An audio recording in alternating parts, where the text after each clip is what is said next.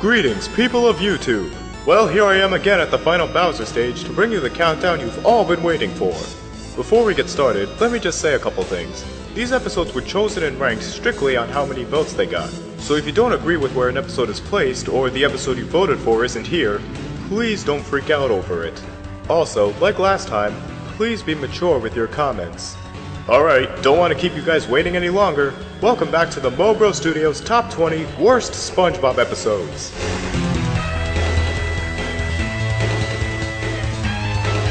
Number 20. A Flea in Her Dome. I was a little surprised at first to see this at the top of the tiebreaker, but now I can understand why. This episode's infested with weak jokes and uninspired conflict. It begins with SpongeBob and Patrick crying already. Sandy's been gone for 2 whole days. I miss Sandy so much. Her tentacles, the way she plays clarinet, her massive nose. Wow, he really doesn't give a damn about her. SpongeBob gets the idea to prepare a welcome back party for Sandy, so they put on a lame preparation montage that ends as soon as she arrives. Welcome home, Sandy. You know that. We missed you. No! No one wants to hear you sing! A blessing from the Lord. The party quickly dies when Sandy gets an itch caused by a flea she brought back from Texas. This here flea collar will send the critter a-running. Connect the dots. I drawed a horsey. They spend a good chunk of the episode fighting over the collar before finally sharing it. But the fleas rapidly multiply and fight back with the dark forces of unoriginality. You know what? None of this would have happened if you didn't come back with your infestation. All you've brought us is fleas and trouble and pain and ditching and a rash and pain. And playing tic-tac-toe and doing jigsaw puzzles. After a minute of senseless bitching, it finally dawns on them that fleas can't breathe underwater.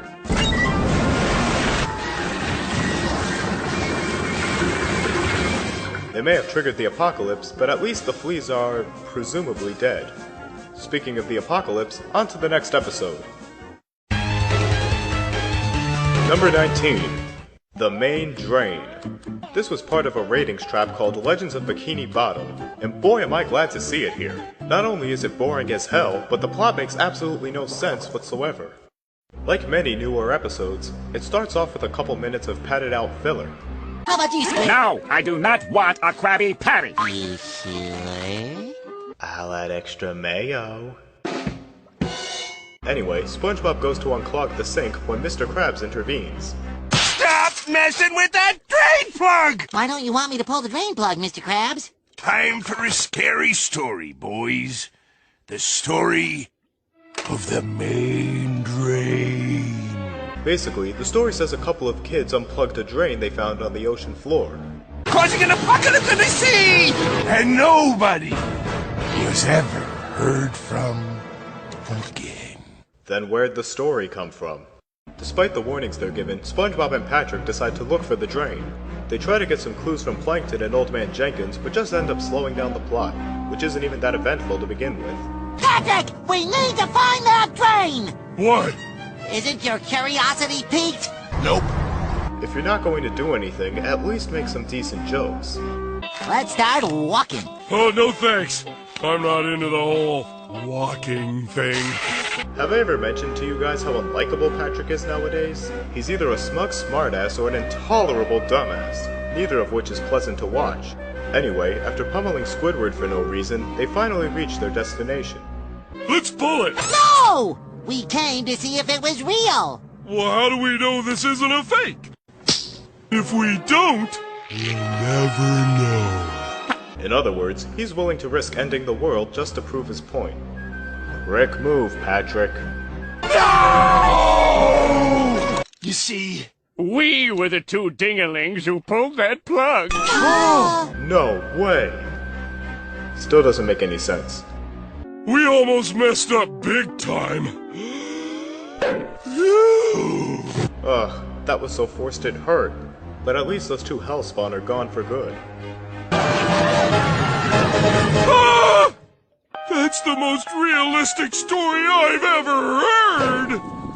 You are not serious! Not only is that the most cliched twist ending to ever exist, but now the whole plot makes even less sense than before. Way to excuse your own lazy writing, you cheap bastards. And people wonder why the show's going down the drain. Number 18. All That Glitters. Why do these guys try to put morals into their episodes? They rarely get it right. It begins with SpongeBob trying to prepare a plot device called the Monster Patty. 1, 2, 3. Don your rain gear, folks.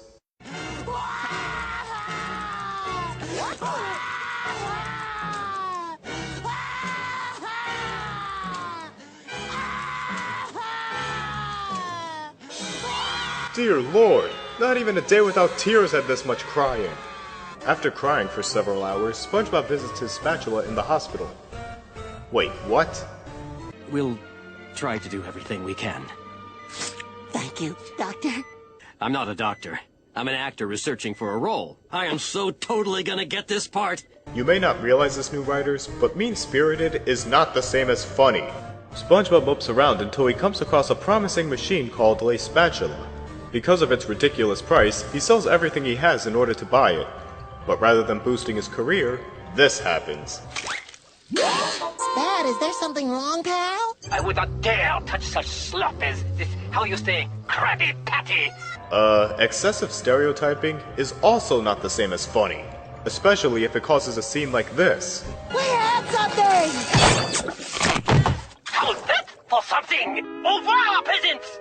Have fun laboring in your greasy spoon. Honestly, that was one of the meanest scenes on this show, and it came clean out of nowhere. SpongeBob decides to retrieve his old spatula from the hospital, but it appears he's too late. Oh wait, no he's not. But I didn't mean to betray you. It was a moment of weakness. All that glitters is not gold. Shoehorned much? I guess they realized all the spatula soap opera BS completely overshadowed the moral. Anyway, SpongeBob's spatula forgives him and the episode ends. The moral of the story is, if you're going to write a fable, actually know what you're doing. Number 17. Demolition Doofus. I couldn't find enough clean footage of this episode, but I'll give you the main points. SpongeBob injures Mrs. Puff so badly during a driving test that he ruptures her inflation sac, meaning she'll never be able to puff again. As a result of this, Mrs. Puff becomes flanderized beyond belief and tries to get SpongeBob killed in a demolition derby. My hatred for the cubic creeper aside, that's pretty screwed up for this show. It was actually rather disturbing how bloodthirsty she was. Most of the episode is SpongeBob competing in the derby, which is really just a generic noob wins by default scenario. In other words, SpongeBob wins the derby by doing damn near nothing. I just love it when he gets rewarded for wrecking someone's life. Number 16. Wigstruck. Of all the episodes on this list, this is one of the few I don't necessarily agree with. I'll explain in a couple minutes. We first see a rock band picking on one of their members for the wig he's wearing. Give it back, man! If you want it, you gotta catch it, dude. Oh, man! I'll give you one guess where it ends up. I'm ready! It's a wig! SpongeBob practically falls in love with the wig and starts wearing it wherever he goes. The whole town starts making fun of him, but he predictably mistakes their jeers for compliments. Off to meet the Queen, Sir Nerd Leroy? The name is SpongeBob, and no, I am not meeting royalty. Most of this episode feels like an underdone version of that one scene from Grandma's Kisses. But instead of sympathizing with the main character, the audience is mostly just bored by his blindness to reality. It's about as functional as your brain. Thank you, Squidward. That wasn't a compliment! Towards the end of the episode, Sandy decides to talk some sense into him and takes him to the movies. This is where SpongeBob's obliviousness finally crosses the line. Do you mind? It's very rude to talk during a movie. SpongeBob? You too, Sandy. People are trying to... Oh god, where's an angry mob when you need one? And so, SpongeBob decides to dump the wig, the bald rocker gets it back, and because of the band's popularity, the wig becomes a huge fad. I was cool before anyone else? Yes, you were, but not anymore. Now to explain why I disagree with this episode. While I do get annoyed by SpongeBob's obliviousness, it actually, for the most part, felt like his classic naivete. And the writers do manage to work some decent humor into this episode. You wouldn't know cool if I locked you in the freezer. For your information, Mr. Krabs, Squidward has locked me in the freezer. Overall, I thought it wasn't good or terrible, just weak. Number 15. Someone's in the kitchen with Sandy. Two major problems with this episode.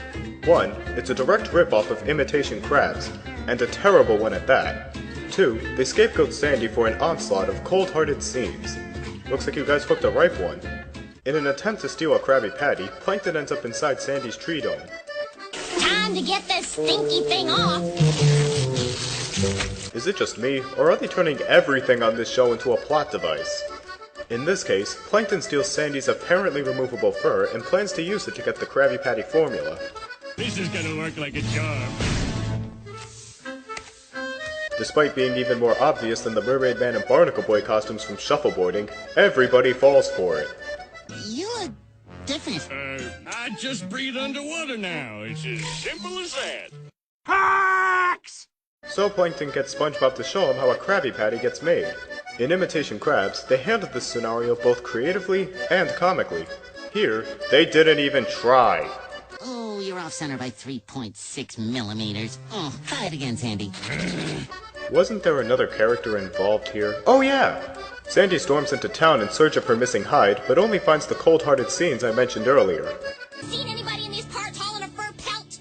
Look at a naked chipmunk. Look, a hairless goat. What is so funny about getting my fur stole? Aren't you ashamed having your pink rat flesh exposed? I'm surrounded by assholes. After Sandy flees into the sewers, Plankton finally loses patience with SpongeBob and tries to escape with the formula. But Sandy catches him and defeats him in 10 seconds flat. We'll take that sicko off your hands. Thank goodness you're here. We're referring to you, ma'am. Public nudity is against the law in this county. Why must the innocent be punished so? Number 14. Toy Store of Doom. A concept with so many creative possibilities, and these guys went and blew it. SpongeBob and Patrick get bored one day and discover a new store is coming to town. Where's the toy store? Guess it's not open yet. Not open. Somewhere beyond the sea, somewhere. Fortunately for us, the store suddenly opens and gets them to stop their crying. Can I help you? That depends. Tell me, do you like to sing? Oh no. Oh, thank God. When the store begins to close, Patrick, like the other brats in the store, refuses to go. So the two stow away so they can have the whole store to themselves. Nothing can ruin it. It's dark. It's scary. We just need to find the light switch. Right, SpongeBob. We find the light switch, and everything turns out peachy! What's his problem? Finally, 7 minutes in, the of Doom in the title comes into play.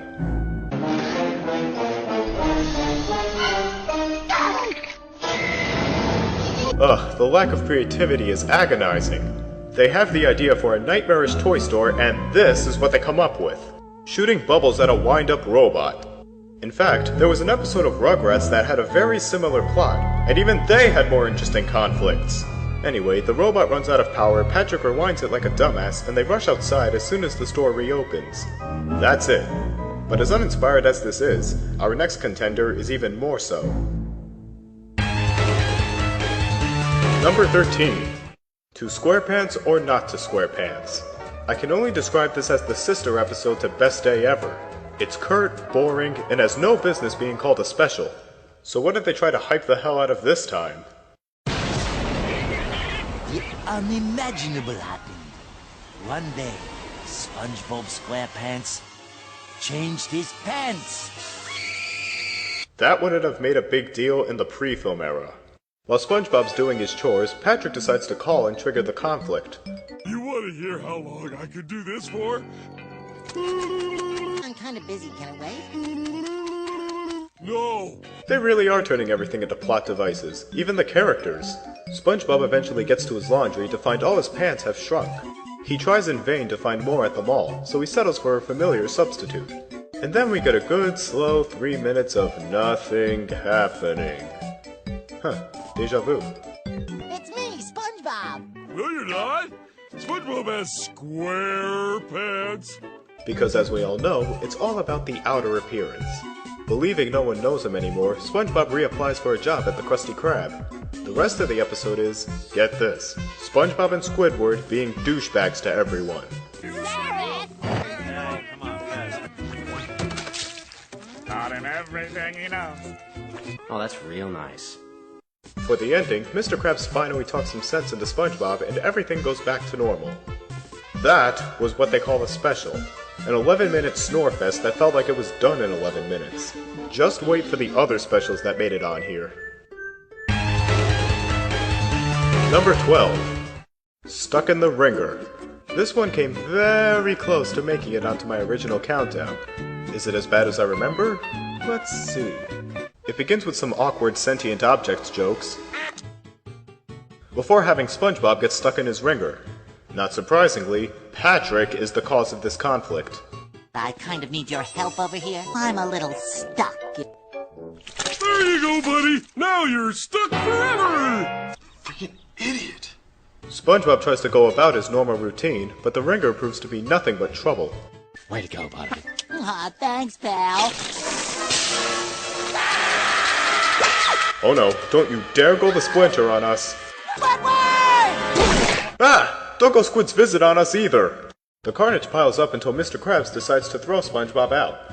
I'll help. Help! I think you've helped quite enough today! Patrick happens to walk by and tries to cheer him up with ice cream.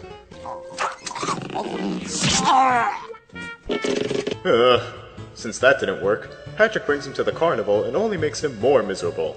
If it wasn't for your forever glue, I wouldn't be stuck in this thing. I was only trying to help. Help! I think you've helped quite enough today. Okay, that was a good bit of reincorporation. But then this happens. You know, kid, your body isn't the problem. It's your heart. You deserve what you've gotten. Wait, Patrick disables SpongeBob, selfishly puts his joy before his friend's pain, and SpongeBob isn't allowed to scold him for that? Butt out, townspeople! Patrick tries to stay mad at SpongeBob, but quickly gives in and checks on him. I can't hear you, what with all the lonely voices in my head. I'm so sorry!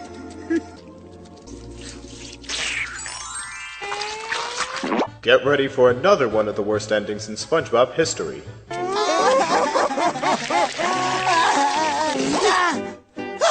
It worked! I guess crying does solve your problems after all. That's the message they're going for.